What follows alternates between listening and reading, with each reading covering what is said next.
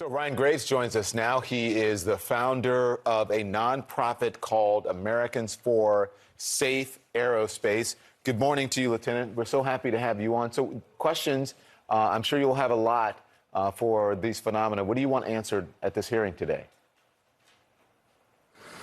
Yeah, thank you for having me here today. And as you said, this hearing is unprecedented. There are a lot of questions, I think, that need to be answered right now. The American public is hungry for answers, especially after the recent shootdowns we had over our national airspace.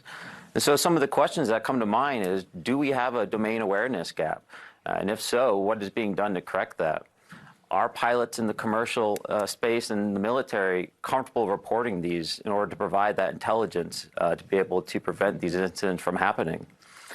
And the Aero has been tasked with looking back at the historical record in relation to UAP all the way back to 1945. How is that going? Have we received testimony from any whistleblowers, and has that been properly reported to Congress?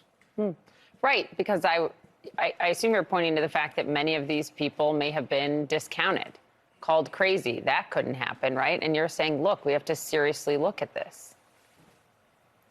Yes, when we have things flying above our airspace, as we've recently seen, it's a serious national security issue.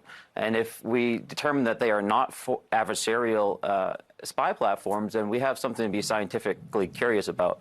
As we've seen, if these objects are floating in our airspace, that's a serious concern to our commercial aviators. Right. And right now, they don't have the mechanisms or the comfort to even report these objects due to the stigma that has preceded these events.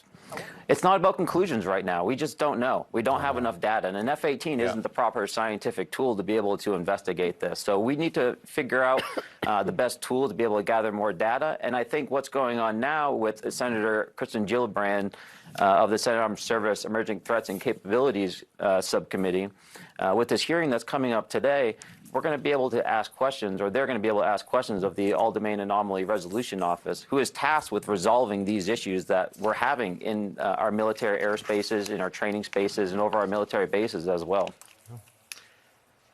Totally fascinating. We'll pay close attention today. Ryan Graves, Lieutenant Graves, thank you. Thank you very much.